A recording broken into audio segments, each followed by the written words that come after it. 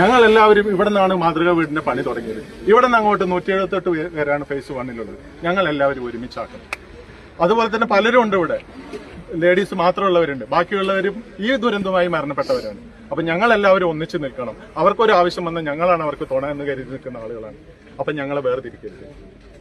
ഇത്രയും ആളുകളെ ഞങ്ങൾ ഒന്നിച്ചു നിർത്തുക, അല്ലാതെ മറ്റു സ്ഥലങ്ങൾ മോശമായതുകൊണ്ടോ അതൊന്നുമല്ല. ഈ ഫേസ് 1-നാണ് ആദ്യം തരിക എന്ന് പറഞ്ഞിട്ടുണ്ട്.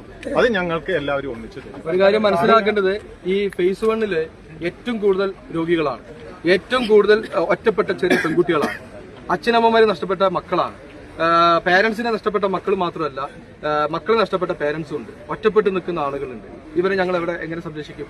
നമ്മൾ മനസ്സിലാക്കണം. ഇവിടെ 100 പേർക്ക് തന്നിട്ട് ഇവിടെ 100 പേർക്ക് തന്നിട്ട് 30 പേർക്ക് വേറെ അത് സ്പ്രെഡ് ആവരുത്. ഈ ഒരു ടൗൺഷിപ്പുമായിട്ട് ഞങ്ങൾ ഇതുവരെ സഹകരിച്ചു പോയത് ടൗൺഷിപ്പ് മതി എന്ന് പറഞ്ഞത് ഞങ്ങൾ എല്ലാവരും ഒന്നിച്ച് നിൽക്കാന്നുള്ള ഒരൊറ്റ വിശ്വാസം കൊണ്ടാണ്.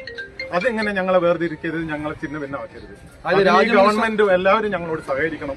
ഇന്ന് വരെ ഒരു സമരമായിട്ട് ഈ ഫേസ് 1 എന്ന് പറയുന്ന ഞങ്ങൾ ആരും ഇതുവരെ വന്നിട്ടില്ല. ഇത് ഫസ്റ്റ് ആണ് ഒരു ചാനലുമായിട്ട് ഞങ്ങൾ വന്നിട്ടുണ്ട്.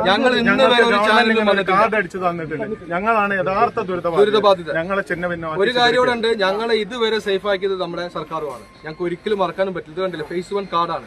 ഈ ഫേസ് 1 കാർഡ് മാത്രമേ ഞങ്ങൾക്കുള്ളൂ. ഇതിനെ കൊണ്ട് ഞങ്ങൾക്ക് ഒരു ഉപകാരമില്ല. ഞങ്ങൾക്ക് ഇതിനെ കൊണ്ട് ഒരു ഉപകാരമില്ല. അതുപോലെ തന്നെ ഈ ഒരു മൈക്രോ പ്ലാൻ എന്നുള്ള പരിപാടി ഈ ദുരന്തം സംഭവിച്ച് 1.5 മാസത്തിനും തുടങ്ങിയതാണ്.